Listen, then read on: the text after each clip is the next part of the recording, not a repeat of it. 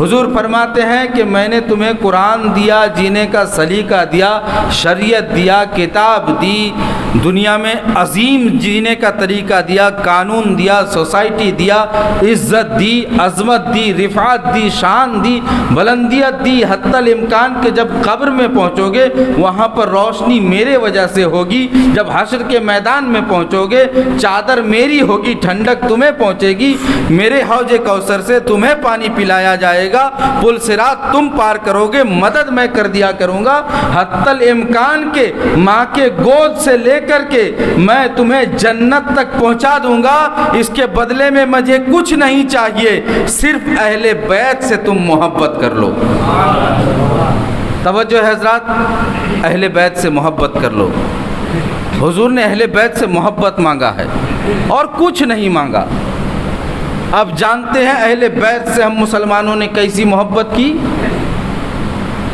ہم نے اہل بیت سے کیسی محبت کی اور اپنے نبی کا دیا ہوا کلمہ پڑھ کر کے نبی کے ساتھ کیسا احسان کیا۔ اگر اس احسان کا بدلہ میں تمہیں بتا دوں تو تمہیں مسلمان ہونے پر حیرت ہوگا کہ مسلمان ہو کہ نہیں۔ حضور نے کہا کہ میں صرف اور صرف اہل بیت کی محبت چاہتا ہوں اور کچھ نہیں چاہیے مجھے، تم میرے اہل بیت سے پیار کرو۔ لیکن قسم خدا کی وہی اہل بیت جس کو نبی کاندھے پر بٹھاتے رہے، سینے سے لگاتے رہے، کبھی چومتے رہے، کبھی سونگتے رہے، اسی اہل بیت کو ہمارے امتیوں میں سے کچھ غداروں نے قتل کر دیا کربلا کے میدان میں، شہید کر دیا۔ حضور نے صرف اور صرف یہی چیز مانگا تھا، ہم سے وہ بھی نہ ہو سکا۔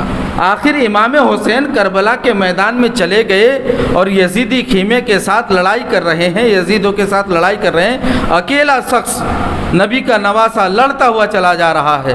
میں نے عالم تصور سے امام حسین سے پوچھا، اے میرے امام ذرا بتاؤ تو صحیح، آپ نبی کے نواسے ہیں، آپ کو جنتی جوانوں کا سردار کہا گیا، آپ کے اجازت کے بغیر دنیا کا کوئی مسلمان جنت میں نہیں جا سکتا، آپ گھوڑے پر سوار ہیں، آپ کے ہاتھ میں تلوار ہے، آپ کے چہرے پر جلال کے آثار ہیں، آپ کے بدن پر تیر کے آثار ہیں، آپ کے بدن کو نیزے سے چھلی کیا گیا، آپ لڑائی کیوں کر رہے ہیں؟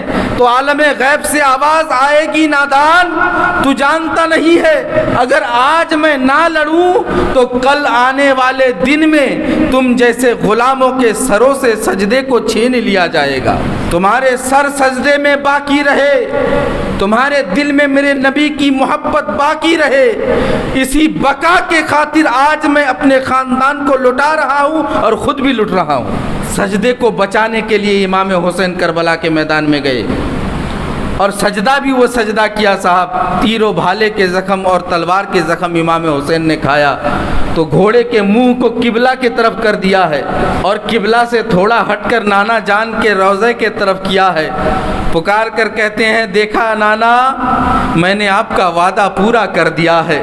پھر گھوڑے کو قبلہ کے جانب کیا ہے، خانہ کعبہ کی طرف کیا ہے، اور اسی حالت میں گھوڑے سے نیچے آتے ہیں، سر کو نیچے کر دیتے ہیں، ادھر سے شمر دوڑ کر کے آیا ہے، امام حسین کو سجدے میں دیکھا، غنیمت سمجھا کہ اب تک تو ہم انہیں قابو میں نہیں لا پا رہے تھے، اب امام سجدے پہ چلے گئے ہیں، سجدے کی حالت میں انہیں قتل کر دیا جائے۔ شمر لعین بدبخت نے تلوار اٹھایا، پکار کر کہتا ہے شمر کہ دیکھو حسین تمہارے گردن تک تلوار آ چکی ہے، اب بھی یزید سے بیعت کر لو۔ امام حسین سجدے میں گئے ہیں، شمر کا جواب نہیں دے رہے ہیں، تسبیح پڑھتے جا رہے ہیں، سبحان ربی العالی کی تسبیح بلند کر رہے ہیں، امام حسین پڑھ رہے ہیں، ادھر شمر نے تلوار کو زور دیا ہے، آدھی گردن کٹ گئی ہے، پھر پکار کر شمر کہتا ہے حسین اب بھی وقت ہے، آدھی گردن کٹ گئی ہے، آدھی باقی ہے، اب بھی یزید کی بیعت کر لو۔ امام حسین پوچھتے ہیں تلوار نے میرے گردن کو کاٹ دیا ہے، مجھے احساس تک نہیں ہو رہا ہے۔ اب آپ لوگ کہیں گے مولانا پاگل ہو گیا ہے، یہ کیسی بات ہے، کسی کی گردن کو کاٹا جائے، تھوڑا سا چمڑا بھی کٹے تو احساس ہونے لگتا ہے؟ میں کہتا ہوں احساس کیسے ہوگا، وہ علی کا خون ہے، وہ علی جب نماز میں کھڑے ہو جاتے تو بدن سے تیر کو کھینچ खींच लिया जाता, उन्हें पता भी नहीं चलता था। उसी के बेटे इमाम हुसैन है और उनके गर्दन पर तलवार चलाया जा रहा है।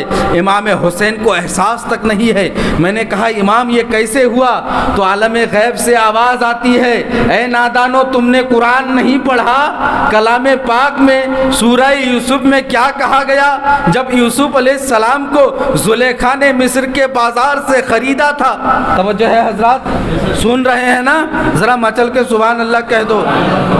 जब जुलेखा ने बाजार से हज़रत यूसुफ अलैहिस्सलाम को ख़रीदा और मिस्र के महल में ले गई, ले जाने के बाद औरतों ने कहा जुलेखा तुम इतनी दौलत देकर किसे खरीद कर लाई हो?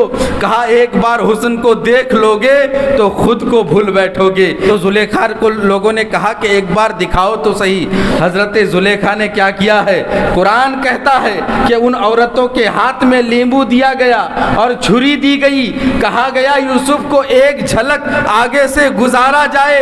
यूसुफ अलैहिस्सलाम गुजर गए, चेहरे से नकाब हटाना था, औरतों ने उंगली काट ली है, नींबू के जगह में उंगली काट ली, उन्हें एहसास तक नहीं हुआ है। मैं कहता हूं जब एक नबी के हुस्न को देखकर, एक नबी के जमाल को देखकर, एक नबी के जलाल को देख करके औरतें उंगली काट लेती है तो तेरा हुसैन तो सजदे में रब को देख रहा था, रब से बातें कर रहा था, फिर गर्दन कटने का एहसास कैसे होता?